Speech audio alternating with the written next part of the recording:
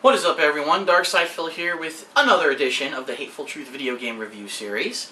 And today we're going to talk about the third installment of a sequel. Yeah, the third installment of a sequel. And it's a game that I think was highly anticipated. It's a game or an IP that has a very large fan base and following.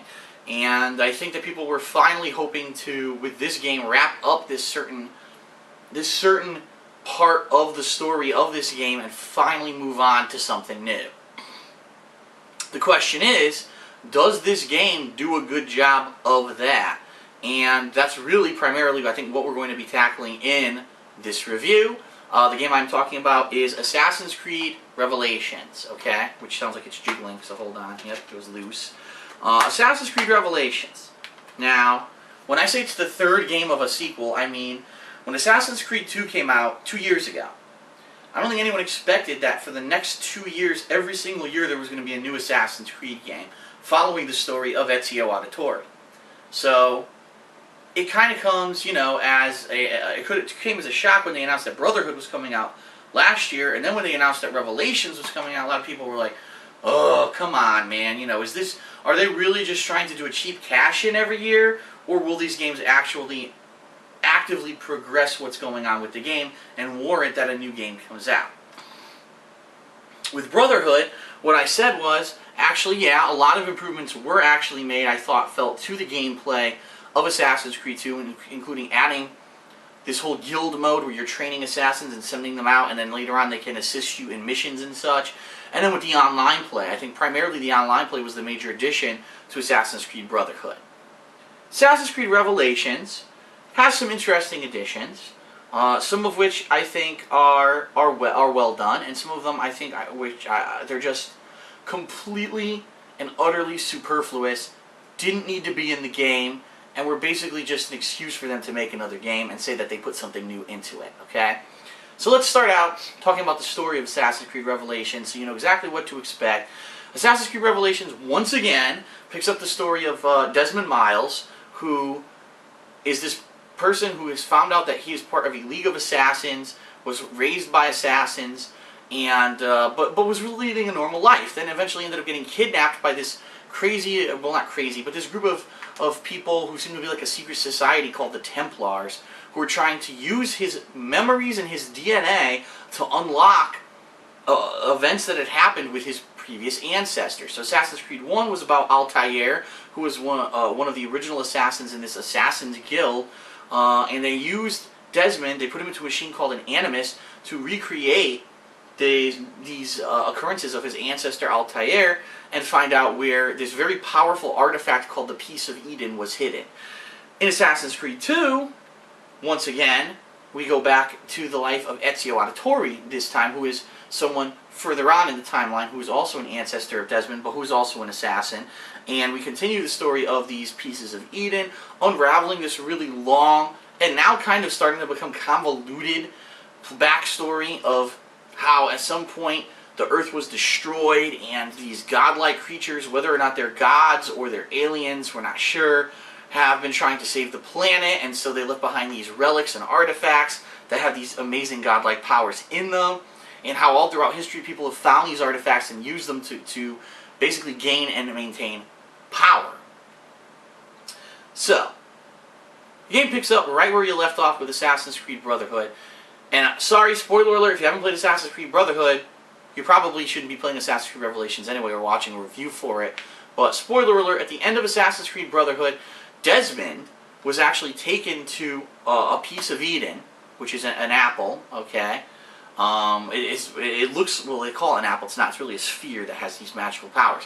He and this team of people who he's been working with, who he assumed all were part of the Assassin's Guild, go to this tomb and find this Piece of Eden. And at the end of the game, one of these alien-like creatures, who you don't know if it's a god or not, it's, you know, but they all reference old Nail's, her name is Juno, which used to be a god in mythology, somehow takes control of Desmond's body and forces him to kill one of the people he had been working with. And you don't know what the hell's going on, you don't know why this happened, it's just a crazy cliffhanger ending. This game doesn't explain it. And you're like, what the fuck? After 3 games in the series, you're leaving all these open-ended plot holes, and you want to know where the story's going and what's happening, and this game doesn't explain all the plot holes. And I kind of relate it to a show like Lost. I don't know if anyone saw Lost on television, but that show, from season 1 to the end of it, completely mind-fucked you 7 ways from Sunday. You never really understood what the hell was going on in that show.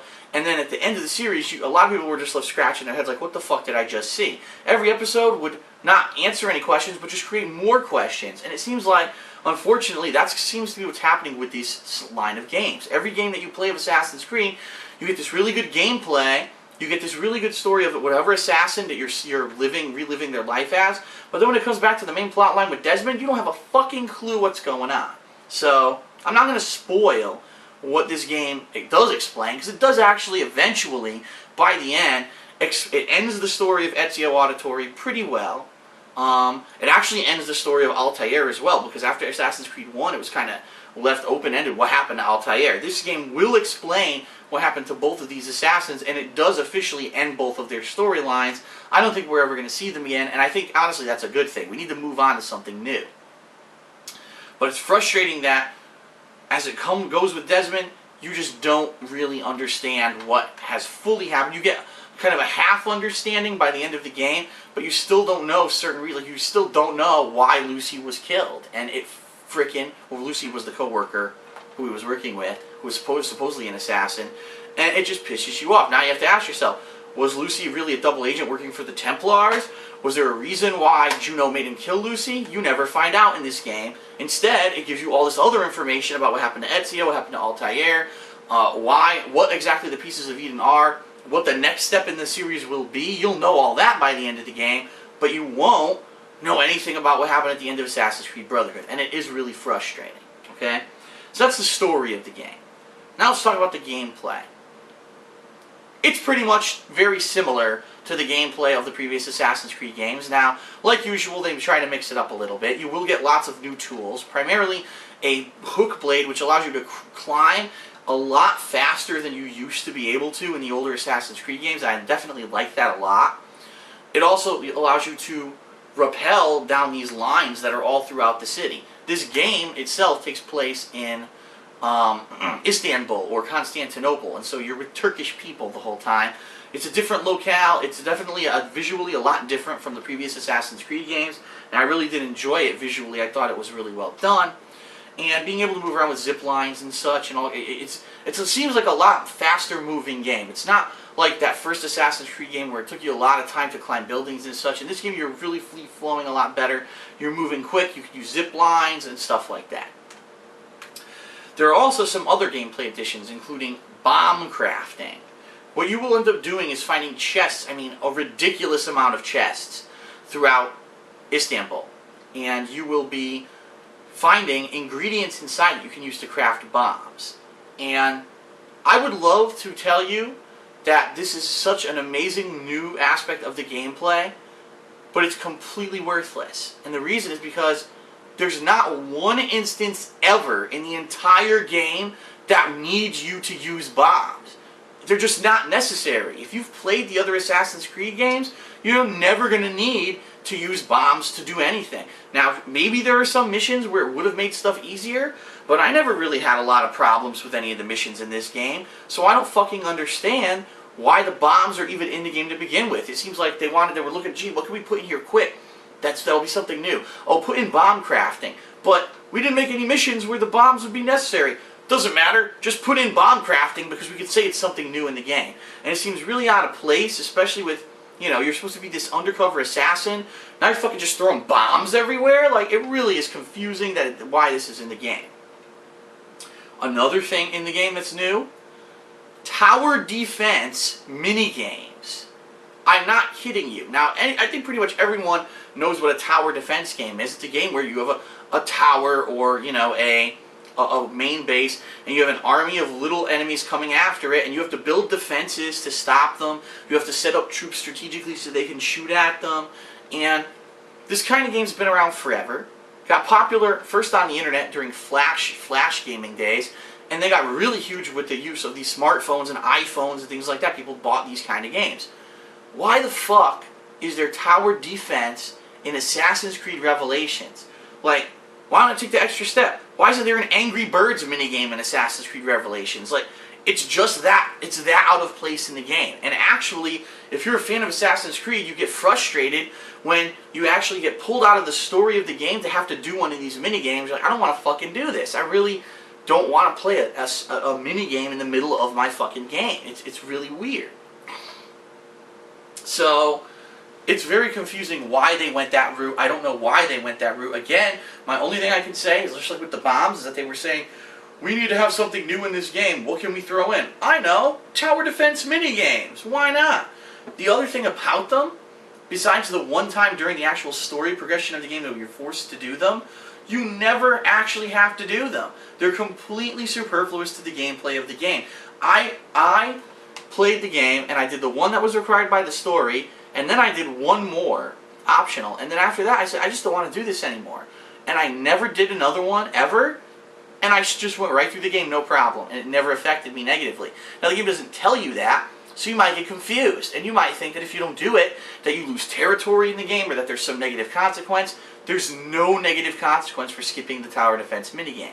In fact, John Rambo was pissed because he came over and I told him that, and he was like, what the fuck? I've been doing all of them thinking that I had to do them to beat the game. No, you don't. You don't have to do them to beat the game. So I don't understand what the fuck they were thinking there. Really weird, okay? When you start Assassin's Creed Revelations, you actually have all of your abilities from the previous two games.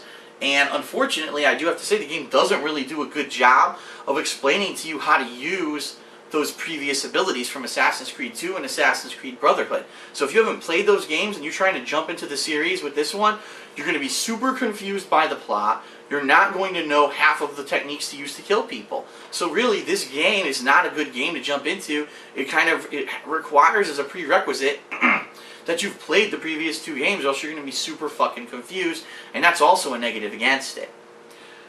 Outside of all the new stuff that they added, what was anything improved? Well, the Assassin's Guild, where you're now training and recruiting and training assassins to be a part of this guild, really is very, very similar to what it used to be. The only difference is that now there is this new gameplay where there are large towers in the city of Constantinople where you are, and they're actually controlled by the Templars. And it's your goal, you have to kill the Templar captain and light a fire on the tower while you're being attacked.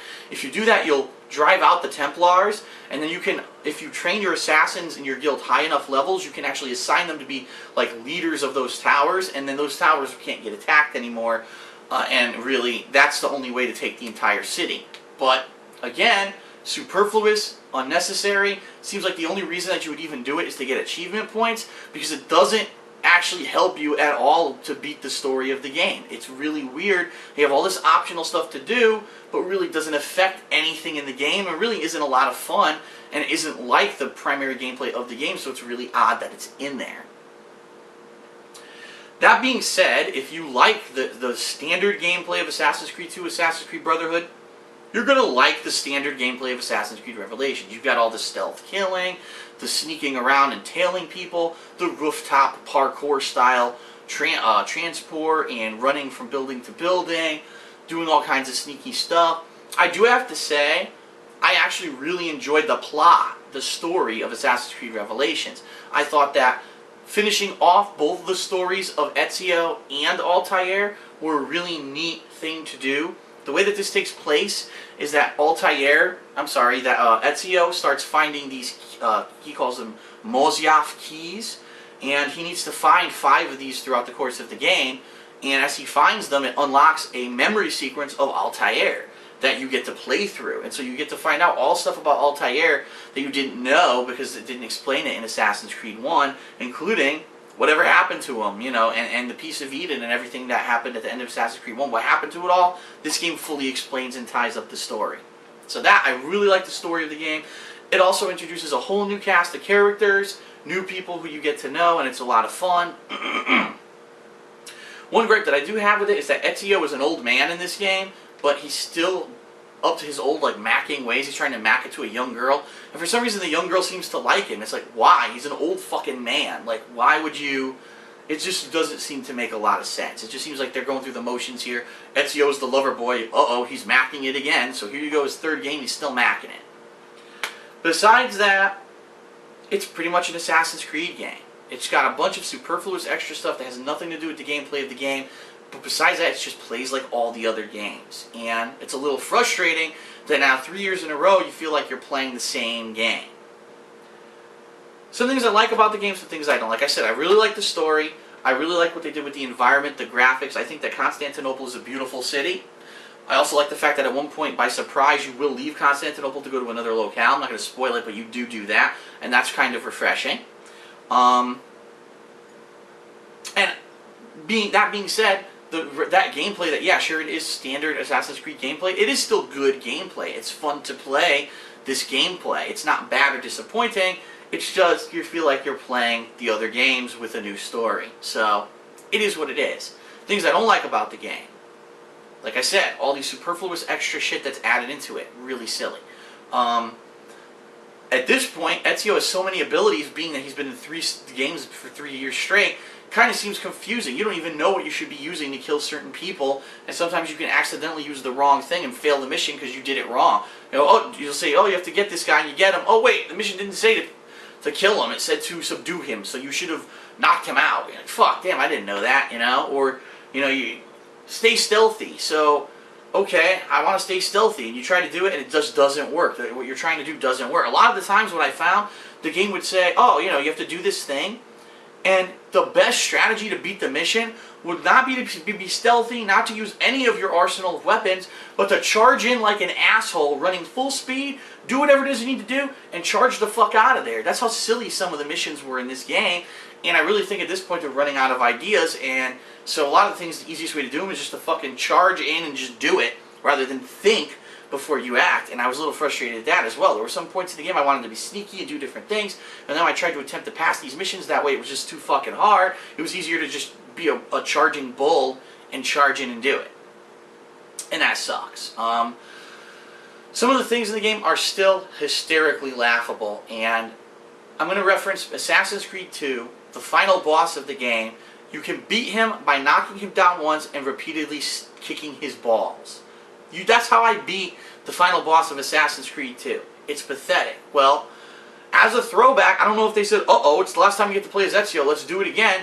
There is a fat guy in this game who is a boss character who, when I fought him, I went to hit him with the sword, he blocked. I said, uh-oh, he's probably going to block everything I do.